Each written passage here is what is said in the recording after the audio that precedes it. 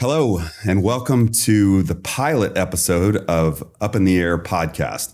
My name is Danny Zimmerman. I am an executive principal and the CFO for Cleary Zimmerman Engineers.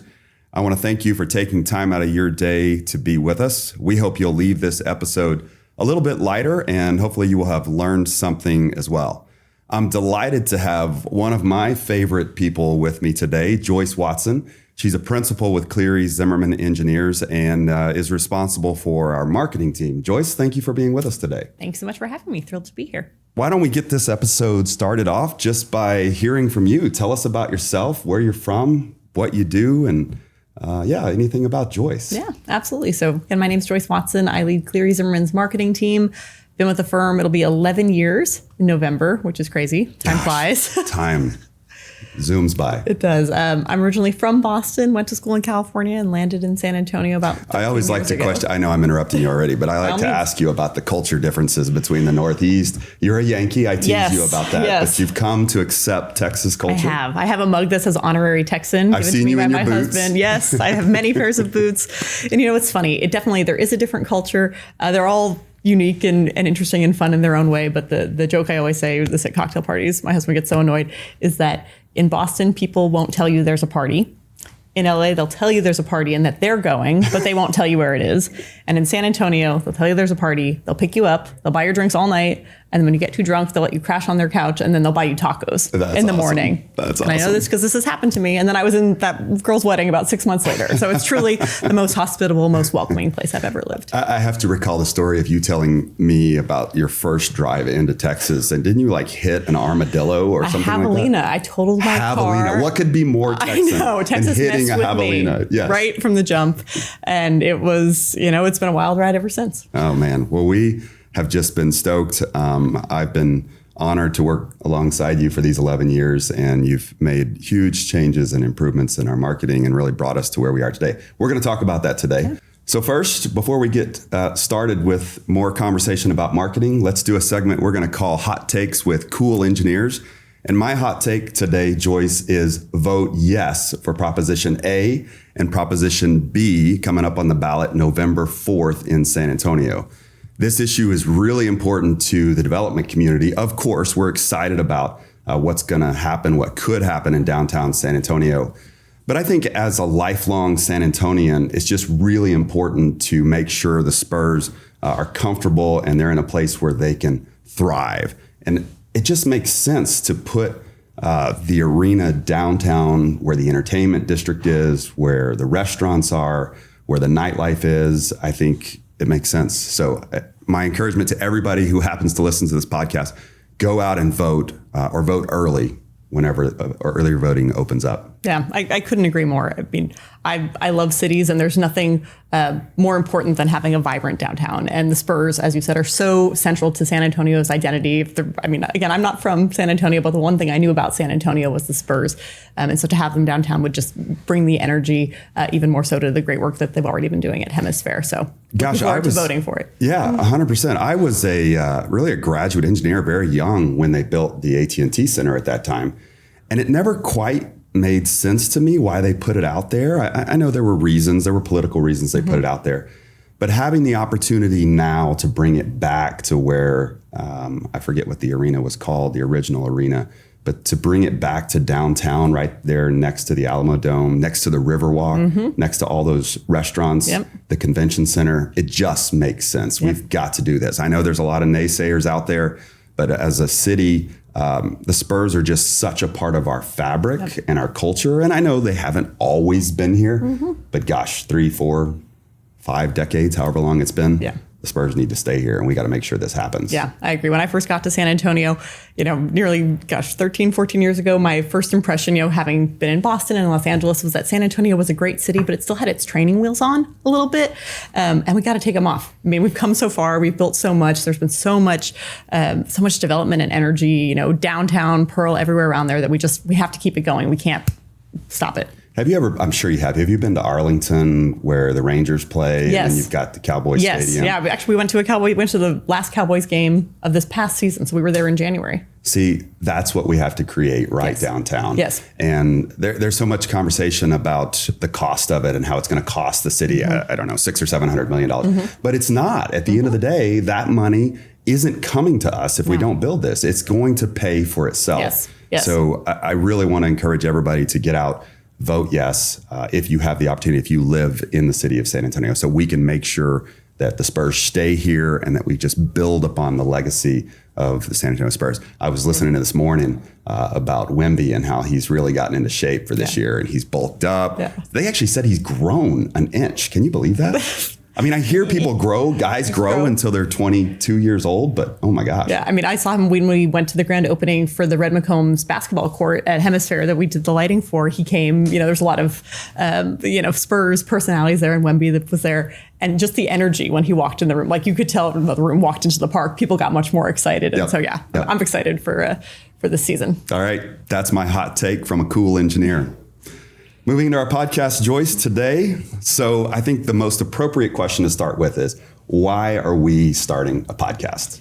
There's a lot of reasons, and there's a lot of podcasts out there. But I think for us, we as leaders in the AEC industry, we have a lot of people asking us about how we do, why do we do this, how do we do it, and I think this is a great long form format for us to be able to share some of those stories, those expertise, have a chance to talk with our guests, our friends, and really just to have a space in the kind of digital landscape where we can have an opportunity to share this long form content. Sure, you've done such a good job with our social media and the different aspects right now of being out there. But that, as you said, those are short form lanes, vehicles. But this gives us an opportunity to kind of take a deep dive into some subjects. Occasionally, we'll be overly technical, probably. We're engineers at the end of the day.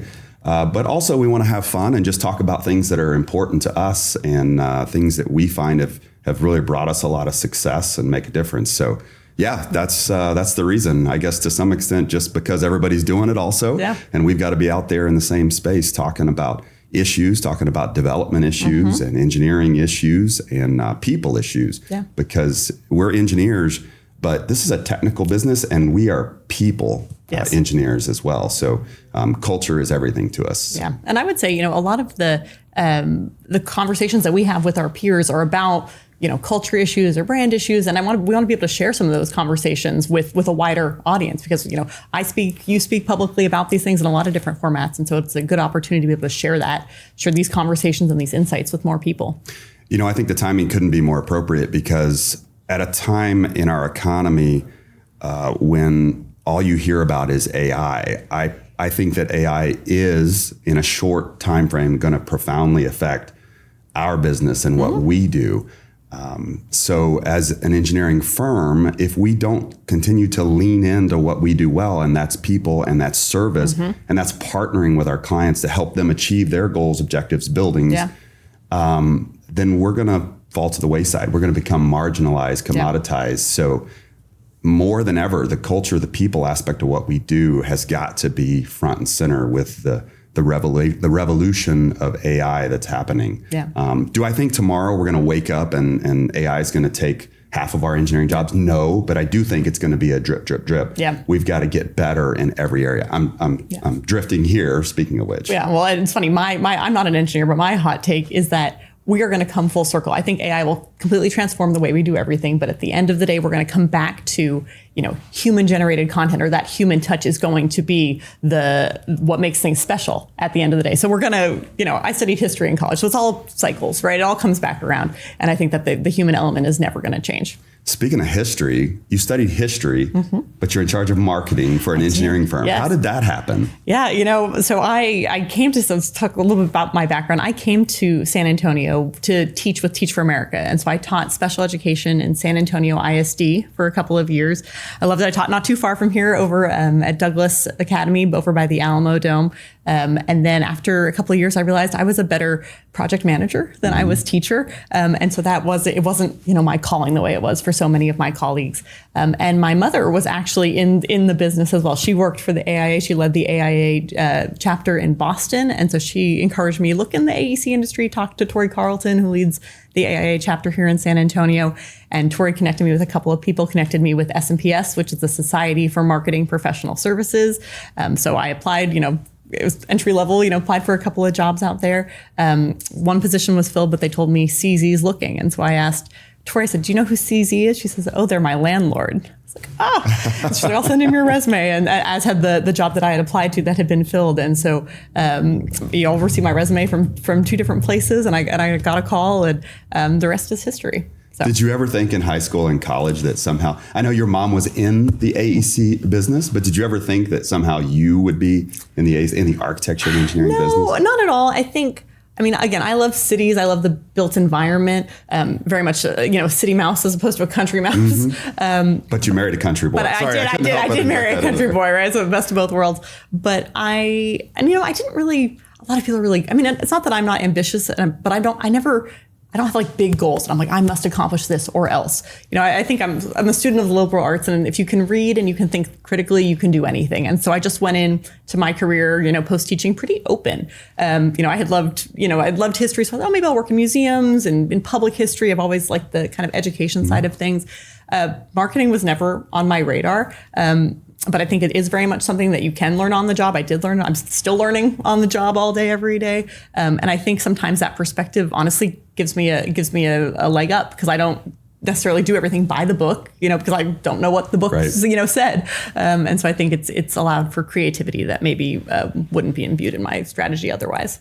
I think we're going to have to do another episode and come back to career paths and how this happens, because as you know, we've got a lot of people at Cleary Zimmerman who didn't start out in this business really with no technical background. And we really pride ourselves on hiring people with different perspectives and viewpoints. So back to the podcast. Yeah. Up in the Air. Yeah. Let's talk, you and me, a little bit about that name, Up in the Air. How did we arrive at that name? Up in the air, it's double, triple, quadruple entendre. I think there's a lot of meanings, behind Up in the Air.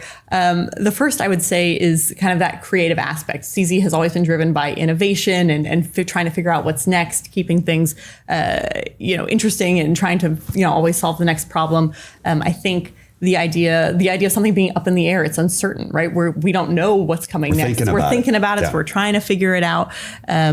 And then, of course, you're a pilot, so you find yourself up in the air a fair amount of times. So I think that was all sort of part of the genesis of the name. Yeah, I have to say, when you brought me that option and we talked about it, we had a half dozen different names to consider early on.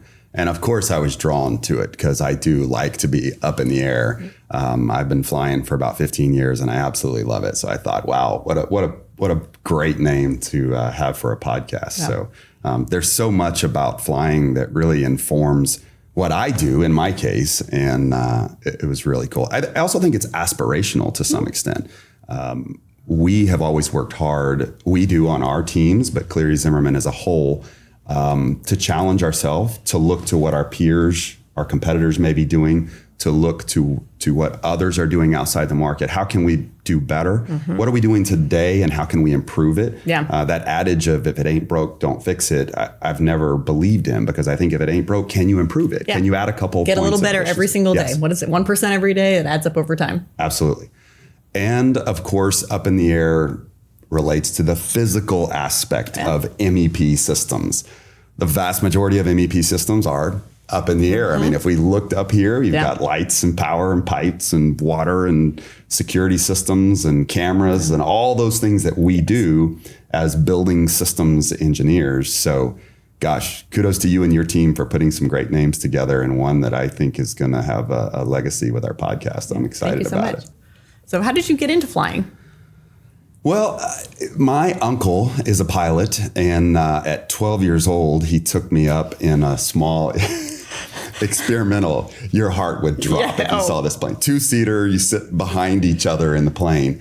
And we went up and did barrel rolls. We did bomber dives. We did loops all the way over. 12 years old, and I absolutely fell in love with it. I was like, I've got to be a pilot. It's sort of in the blood, I guess you could say. My grandfather was a World War II pilot. And then my uncle, of course. Today, I'm a pilot. My brother's a pilot. Yeah. His father-in-law is a pilot. His great uncle's a pilot. We've got just a family full of pilots. Are any of your kids interested in flying? I would say at some level, all of them are. That's cool. We'll see which ones are willing to follow through with it. My oldest, hopefully to motivate him a little bit, I told him, if you graduate college, I'll pay for your private pilot lessons. So that's I'm hoping incentive. Yeah. I would love for all of them to be pilots. But yeah, it was just something that fascinated me. I love to be in the area. I love the complexities, the challenges of flying.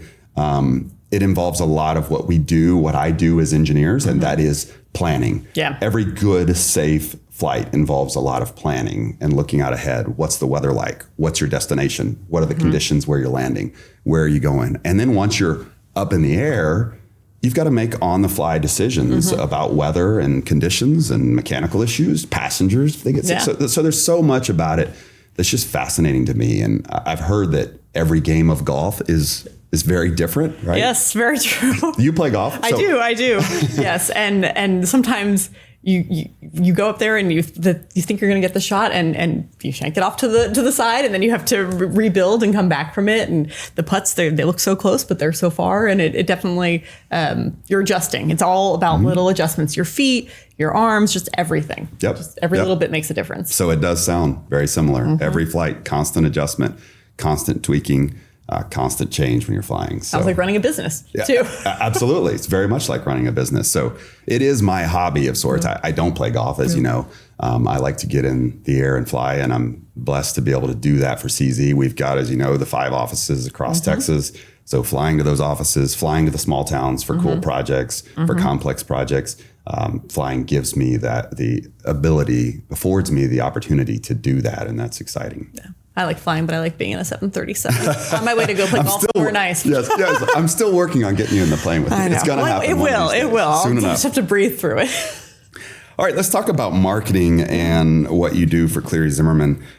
We've done so much under your direction in the last 11 years, from starting out initially as a marketing coordinator to where you are today, and have implemented so much. I think where I'd like to start, and I think it's truly been transformational for us, and that's CRM. And that's near and dear to your heart. Yes, my favorite thing to talk about. But can a firm be successful and thrive without CRM in today's market? No, because customers come first, clients come first. And so if you don't know your clients, you don't know what you're selling, you don't know how to sell it, you don't know, you can't, it's your clients have to be at the center of your business, and to know everything about your clients, what projects you're working on with them, their priorities, their history, their background, their people. You have to put that information somewhere. And especially if you're a business that wants to grow, you can't be keeping that inside your head. So it has to go in a CRM. It doesn't, and CRMs can be very elementary, if you will. A CRM could be a spreadsheet. If that's all you've got, that is a good place to start. But as you said, we implemented Cosential, which is now Uninet CRM by Cosential, in 2016, and have been heavy users ever since. I would, talking about career paths, I would say that's also been one of the critical, one of my keys to success is kind of building that CRM. But it allows you to have a full picture of your whole, not only your people, not only your clients, but your people, your internal team, your projects, your prospects, all your opportunities. You can see your pipeline, see what you what you have coming up, and it just really provides that transparency and that sort of that institutional security. If I walked out the door tomorrow, that's not the plan, but if I did, it would, all that information would still be there. And the more people that use the CRM, the better the information gets, and just the better it works for everyone, and the more impact it has. Speaking of walking out the door, you've done a great job making it part of our workflow. You successfully integrated it into the life of a project from beginning to end. Yeah. And I think that's what makes that's what has really made it a part of the core of how we do business. Talk about how that happens for us. Yeah.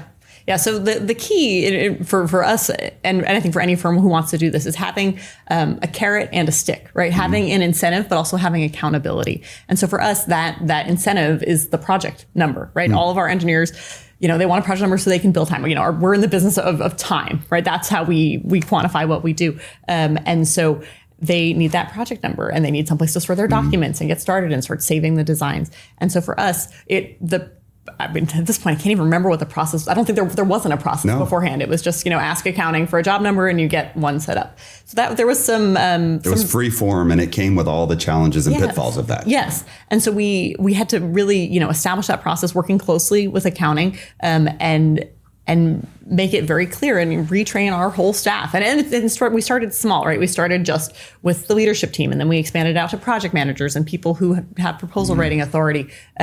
But you need to get the information in there to start. And that way, and selfishly from the marketing side, if we get this information up front because you need a job number, then in 5 years when we're writing, or not even 5 years, in 5 months when we're writing a project sheet about it, a project description, we have some baseline information to work off of. So it's, it provided order for chaos, allowed us to better track our opportunities. Before that, we weren't really, we had, our job numbers once jobs became real, but we weren't tracking anything else. Jobs that didn't quite materialize weren't being tracked anywhere. And so now we can see, what's our success rate with certain clients, who are we pursuing work with and winning or not. It just gives us so much more visibility into our business. Looking back, 10 years, where we are today because of the value of the CRM, I know I can call you or call Angela or anybody on the marketing team or any principal can and say, hey, I need an SOQ for this type of project, for this type of clients.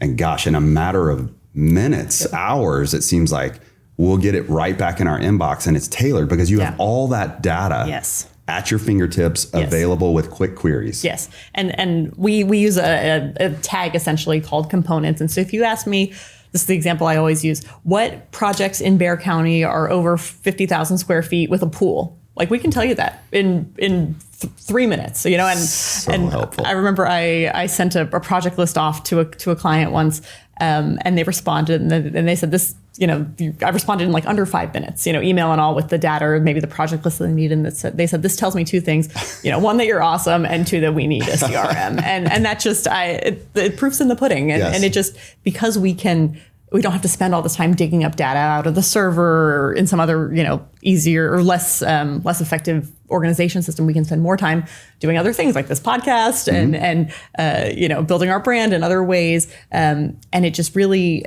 it's become the source of truth for information about, projects, clients, opportunities. And so having everyone know that, it just makes everything so much easier. Yeah. I was speaking, just as a matter of fact, yesterday with, speaking of being aspirational, things up in the air, we have embarked on this journey to find a peer to Cleary Zimmerman in another geographic location that we can share best ideas, best practices with, and get better. And we were talking on the phone, and one of the issues of marketing came up with the CRM, and they don't have one. And they talked about how they only have 2 people in their marketing team versus your team of 7 people today where we are. And I think the key to beginning to implement a program, you said something important a minute ago. The key really is in leadership buy-in. When leadership supports it, I can't tell you how many times in those early weeks when we implemented the CRM and Uninet, I would get calls from other principals. Hey, I need a project number. I need it right now. I've got this project. We got to get CAD files downloaded and get kicked off. And I'm like, have you gone into Uninet and set up an opportunity? If you haven't, I can't help you. No more creating project numbers out of thin air. And that buy-in from the top level, because I speak about CRM a couple of times a year. I speak at the Uninet conference. I speak locally and regionally, is so critical and like the absolute key to success. And I think it speaks to a couple of things. First, I think you and Wade like the system, and you both work really well in the CRM for different reasons. Wade is like process through and through. So if you tell him, he will follow that process, forever and always. Set your clock by Wade Cleary. Exactly, 100%. You're much more of an early adopter of technology, and so you like the ability to search and find things really quickly. And so you both like it for different reasons, but the fact that you both do it, you both use it, that example gets set from the top, and it just flows all the way down. And accounting is great too. If people come and ask them they'll say, have you talked to Joyce? Get it set up in Uninet. And so that reinforcement from all sides and that buy-in from the whole firm really makes all the difference. And I find when I talk to people and they're struggling with their CRM, sometimes it's their leadership that is part of the problem. And so just having that buy-in from the jump. Marketing can't do it in a vacuum. No, it's not. I always say in marketing, we are the stewards of the system, but we are all owners of the system. Yeah. So I don't want to spend the whole episode talking about CRM. I know we're both passionate about it, but transitioning a little bit to just brand overall and what marketing has done for Cleary Zimmerman and being the custodians of the brand. Let's talk about the importance of that to what we do and who we are as a firm. Yeah, I mean, without your brand, who are you? You're nothing, right? And there's a lot of different definitions of brand out there. I mostly subscribe to the one that says, your brand is the emotional experience people have with your company, with your product, whatever. And so for us, really getting a handle on our brand and what it is, our mission obviously is to serve as a high-touch creative engineering partner for complex building projects.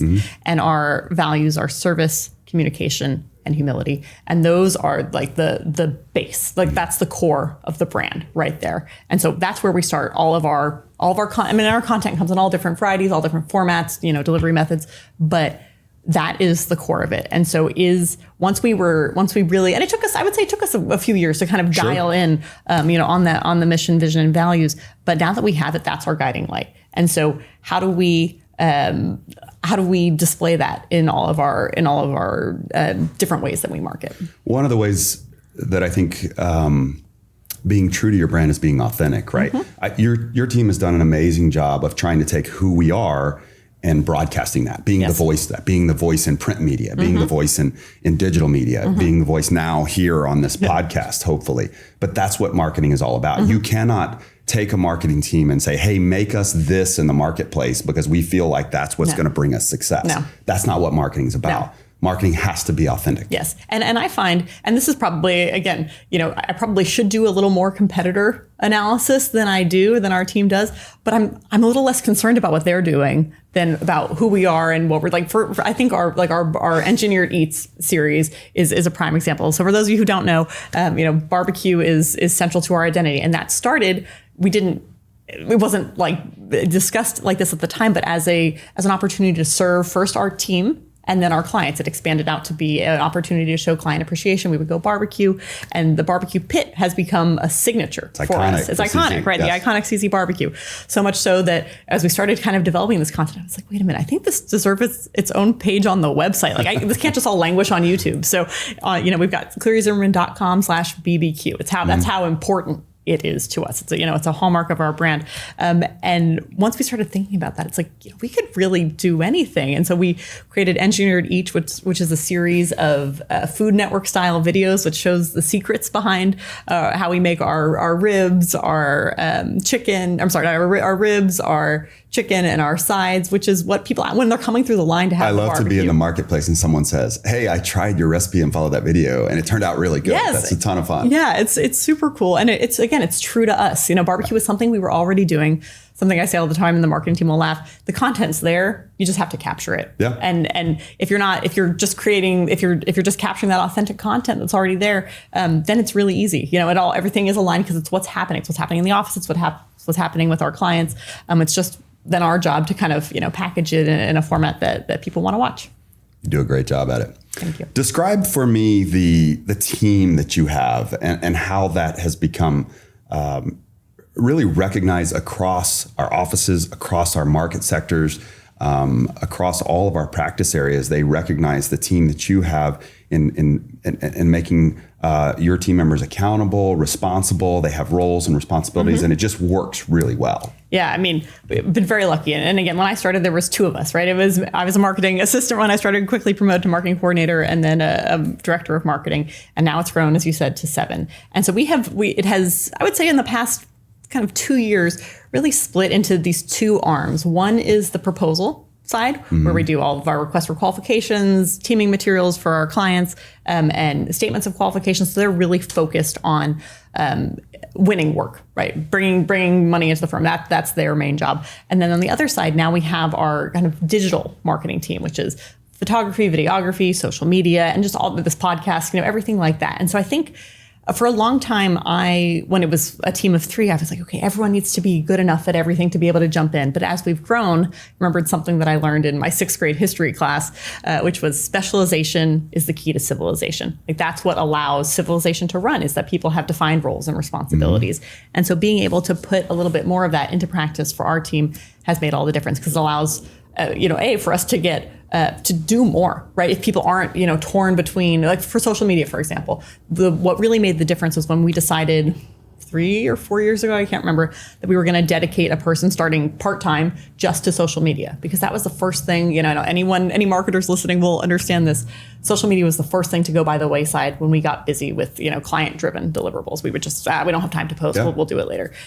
So having someone dedicated to that, and that was a good test case, and that role eventually became full-time. And then the next person we had in that role, Megan, now she does more photography and videography, so that role has expanded to beyond social media, to be digital media. And that has just, it really, I think, allows us to punch above our weight class creatively. So people can specialize, they can learn, they can get really, really good at whatever it is they want to be good at. For me, I am not a graphic designer at all. I am a writer, I'm a researcher, I'm a strategist, I'm a lot of things. I'm not a designer. If I'm in Canva or, God forbid, Illustrator, like we're having a bad time. Yeah. And so, but we have excellent designers. Got some really sick staff members. Yes, exactly. And so just having the ability for folks to specialize and just train and get creative, try new things. When we announced the launch of our Dallas office, our digital media team created these fantastic graphics, kind of these vintage inspired travel posters for each of our offices. Like, that's so cool. Like, I wouldn't even think, to do that. And so people can really, to dive into what they're good at, explore their creativity, and the firm and the brand benefit. Speaking of culture, I talk to you a lot about this. As a leader, I think, and this is largely monolithic across the firm, our culture is let individuals do what they're good at. I tell you all the time, tell me if you think I'm wrong. Yeah. Tell me if you think there's a better idea. Yeah. Let's have a lively debate. Yes. Let's have a healthy argument about something, and may the best idea win. And up in the air, being aspirational, challenging ourselves with things. I think that's been a really important part. And it's clear with your team, you're doing the same thing just by listening to you. Yeah, absolutely. It's, I try, what do you think? Always try to ask, we're in our annual marketing planning right now. And our first step was, okay, for the first time we implemented like a marketing scorecard, just to try to track some metrics. And we were planning, on an annual basis, then breaking it down monthly. And then we have our daily calendar and our project management system, which provides the accountability that you mentioned before. But that was our first time sort of planning this holistically. Again, we used to, the marketing plan used to just be a really long form, like written document where I would try to think about it. And now it's a 1 page, right? And it's got these sort of 3 elements. But our first thought was, okay, well, how can we make it better? And what we ended up doing, we were doing this yesterday, was condensing it, eliminating some of the stuff that was extra. Are we actually using this metric? Do we need to, have the offices and the vertical markets? No, we just simplified it to the offices, right? And so we're just trying to, again, tweak things every day to make it better. And that's based on feedback from our team. Because again, we're all having a different experience of doing this work. And so all that feedback, is critical. And bringing that annual marketing plan to the leadership team, to the tactical meeting, and saying, okay, here's what we have coming up in the next year. Really allows everybody to focus and to focus on what's important for that year. And Courtney, I think that's the significance of success and growth, and just expanding month over month, year over year, is being intentional about what you're doing. And for us, it starts in marketing. It starts with a market assessment and all the things that you do. So really excited about what's to come in 2026. It's going to be a really good year. It's a big year for us. Yes, it is. Big year. That's right. 20th anniversary. I know. Just reminded me talking about it. Yeah, excited. I can't believe it's been 20 years. I know. And you've been here more than half of that time. I know. And I think sometimes when I started, there were 35 of us, and now there's like 130. And it blows my mind. And the stuff we do, like this podcast, video used to cost like $1,000 a minute or something. And it was cost prohibitive for us. And we just dreamed of the stuff and now we do it every day. Like, do you remember when we leaned into that? We just said, hey, we're going to start doing more. You started with video resumes. Yes. Now every SOQ that goes out, you can hover, you can click on a QR code, and you can watch the person that's going to be involved in your project, that project manager, that engineer. And I think that's transformational. It was in the market with our competition is you're going to know who you're going to be working with without ever meeting them. Yes. And that's all. I mean, the whole point. People want to work with people they know, like, Yes. and trust. Yes. And if this helps you get to know us just a little bit better than the other guy, then it's done its job. 100% agree with you. Well done with that. Thank you. We could go on and on about this, but I want to end this with a fun segment called Overrated, Underrated. Okay. And we're going to go through this quickly, and you're basically just going to say overrated or underrated and comment or opine a little bit on it. Okay. Out of the gate, overrated, underrated, Whataburger. Overrated. Seriously? In and out all day long. Oh, I All should day have long. known. A I USC know. Honorary graduate. Texan, but not a native Texan. Okay, I'm a hard no on that. That's wrong. All right, up next, overrated, underrated, summertime. Underrated. People Yeah. here always think it's dark. Oh, it's so hot. I could be hot all day, every day. Take me to the beach, get me in the sunshine. You know what's overrated? Winter. Coming from Boston, that's strange hearing that from you, but I guess you had your fill of snow I shoveling. did. I used to have to get dressed under my covers as a child. Never again. Never. I tell everybody coming to San Antonio, October through May, we have amazing weather. You can, with few exceptions, you can pretty much do anything outdoors. Yes. You have that time. If you can just endure July, August, September, that's about as close to hell as you can get in San Antonio. But in general, yeah, underrated. I'm a big summertime guy too. Love the water. Love being out on the water. All right. Overrated, underrated, Crocs. Overrated. They should only be worn by toddlers or in a garden. This Crocs as fashion, I disagree. And You don't like the little things you put on the feet? No, and it's funny. We talked a lot about brand. We had there were some folks on the market. Like, oh, we should get the little giblets or whatever gems or whatever they're called for their Crocs. It's like, no, it's not on brand for us. Like, I very rarely, am a dictator, but I was like, I refuse. No, You refuse. I'm a hard no. No. All right, I'm going to have to agree with you on Crocs. I do like wearing them around the house, doing chores in them, but that's close enough to a garden. Yeah, exactly. They have no place. When you get into the car, you should not have Crocs on. It should be done. Agreed. Unless you're like a nurse or a chef, like who you're, a utilitarian kind of job, but no way, not in a professional setting. I don't know. I think almost they have their place at home. That's it. All right. Overrated, underrated, nitro infused drinks. Overrated. Yeah. Just because someone added some gas to something doesn't make it cool. But you pay extra for it. You do, exactly. Why I can make my own espresso at home. I'm with you. Overrated, underrated, wireless charging.